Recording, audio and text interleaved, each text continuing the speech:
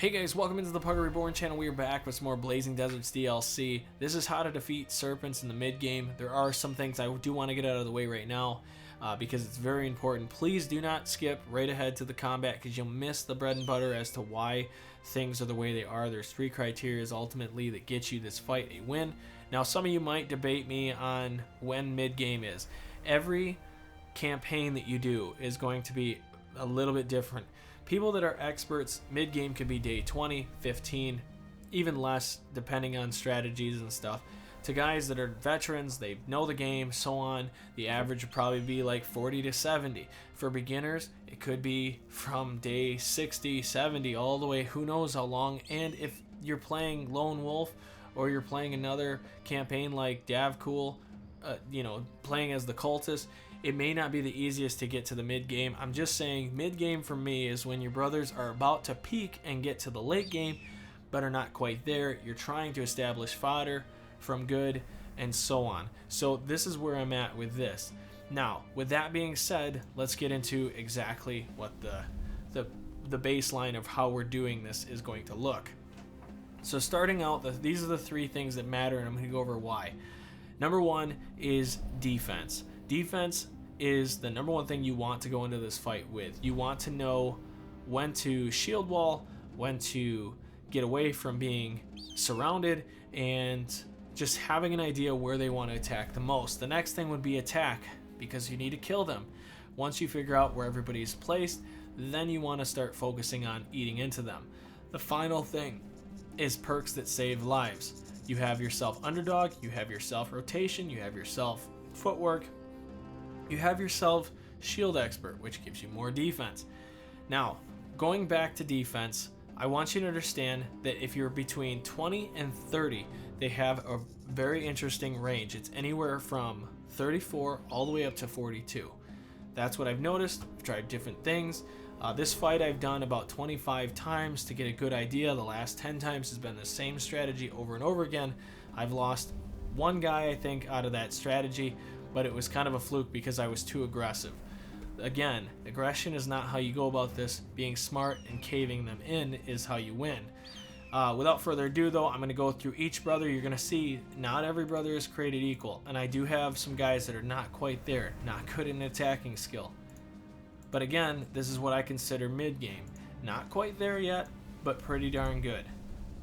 So there you have it. You can pause, see all the perks. Let's dive into the fight itself and see how this works.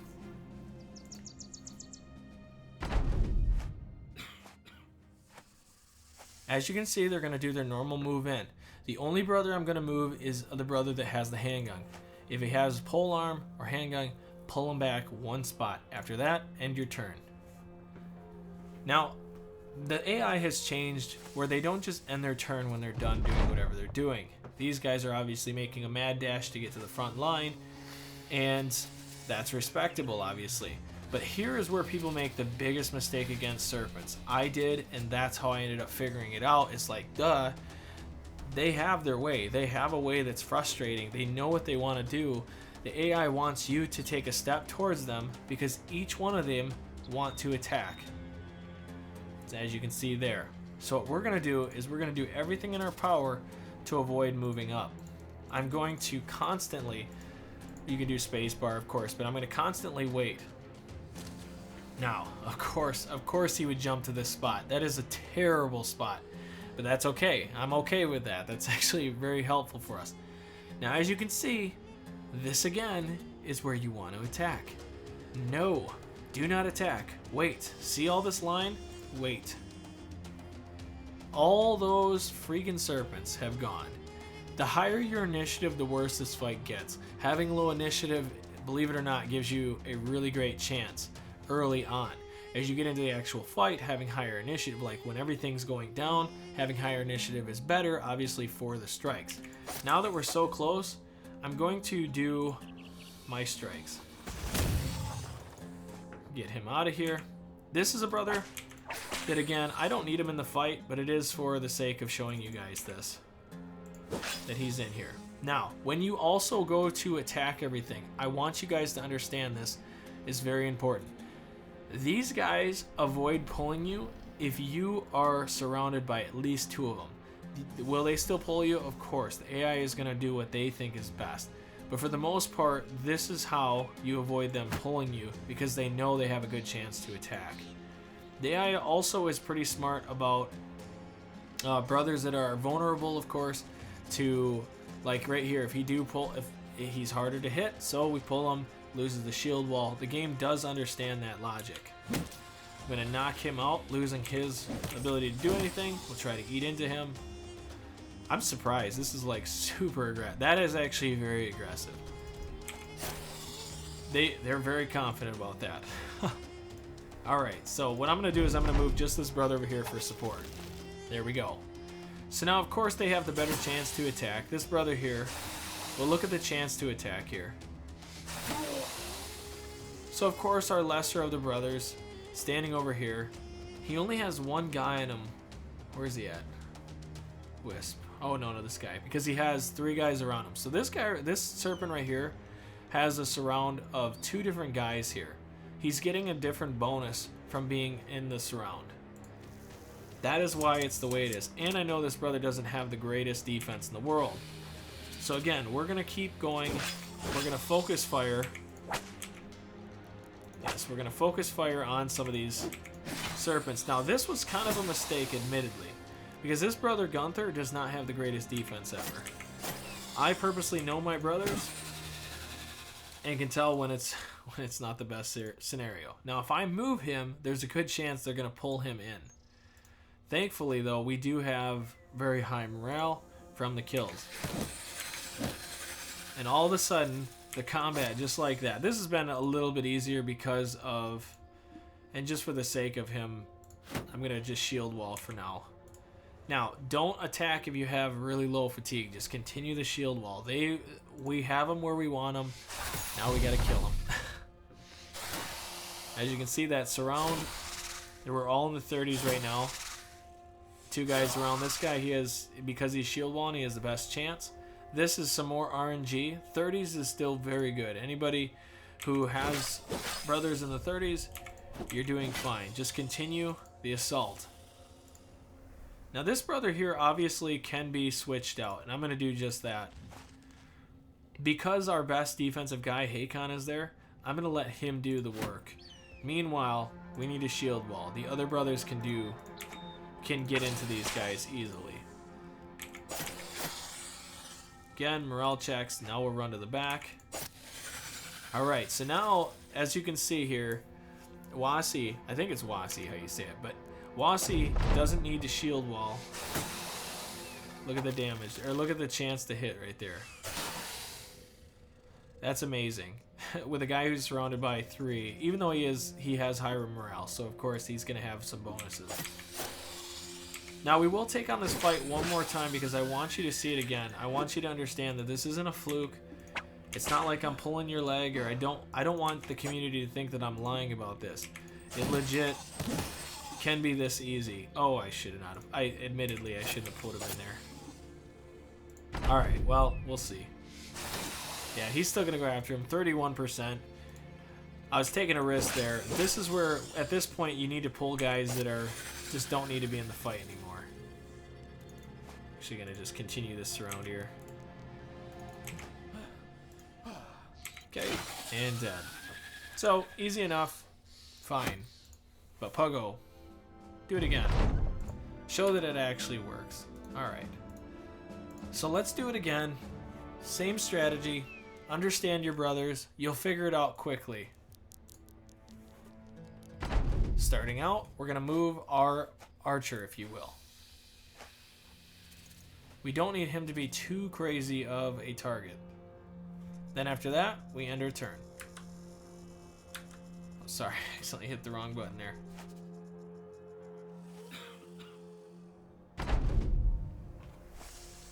Alright, so again, this is the biggest mistake people make. Do not move. Stay still the whole time. Do not move. Don't feel compelled until you can't go any farther. Even your archer, don't do anything. Just hang tight. And again, the run is on. Now that it's over, now you can start moving. Now you can start making moves.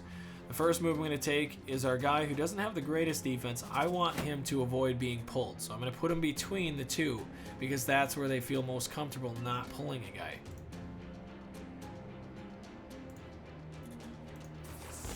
Take our shot. We'll take 1, 2, 3. We can actually stop right there. Unless they move forward, that should be fine. Now that he's exposed, we'll take some pretty poor attempts at attacking. I'm going to put a good defensive brother here. Going to put our lesser brother in here. And we'll keep going with this bit of surround. As you can see, not much success there. I'm going to kind of hover in here. He's compelled to attack, of course, Henrik. And again, outside brothers, guys, whatever you do, attack the outside. Don't attack the inside. As soon as you kill one of these, they're going to pull you in. You want them grouped together. You want them to be this way. Once again, Hilmar, they want to have this 2-on-1. That's the whole goal, guys. Just remember the 2-on-1. That is such a huge part of this. Again, we'll wait. But do you see how they're just clumped? They're not going to pull you because pulling you does not give them really that big of an advantage. Now, this is a scenario where technically, okay, I shouldn't have attacked, and I admit that. Inside the battle brother mind of me is kill, kill, kill. The truth is, you just have to hold. I don't want them to move. Our other brothers are going to do the damage, as you can see. Now, this is where things get dangerous. There's an opening, which means these backline brothers are going to pull somebody into this spot. What I'm going to do is I'm going to try to entice them not to. I'm going to go step forward, and I'm going to rotate. Now this is where the strategy comes in. Ragnar has some of the best defense and the best armor. Him getting attacked is going to be way more effective than this guy. Once again, there's an opening here, so expect somebody to get pulled in. As much as I can, I want to do damage before it all goes to hell. See how they feel comfortable? They're like, oh, okay, we don't need to pull anybody. Why pull anybody? Why pull anybody when we have our target right here? Everybody's surrounding him. We don't need to do anything special. And that is what you want them to believe. Just want to see. As much as I can, I don't want to put him in this scenario. Yeah, we don't need him. I'm going to actually go without it. All right. All right, let's roll through this fight now. Now this brother Gunther has one of the lower defenses. I'm just going to roll up, give him a chance to attack. We're going to eat into some of these guys. I'm going to give them a better chance here. Now they're going to feel more comfortable because Henrik is in the way.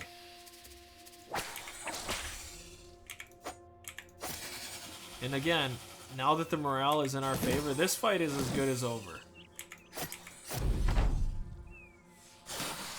We would have to have some serious RNG to feel uncomfortable finishing out.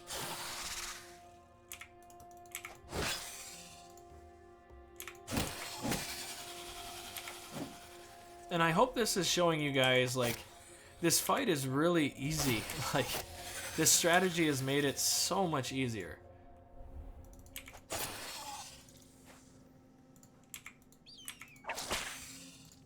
And I gotta say too, they actually seem to have very, very decent morale checks. Alright, so in a case like this, you can pick and choose who shouldn't be in this fight. I'd say Hilmar or Wigmar, but I'm gonna go like this here, just to get into him a little more. We'll wait. And dead.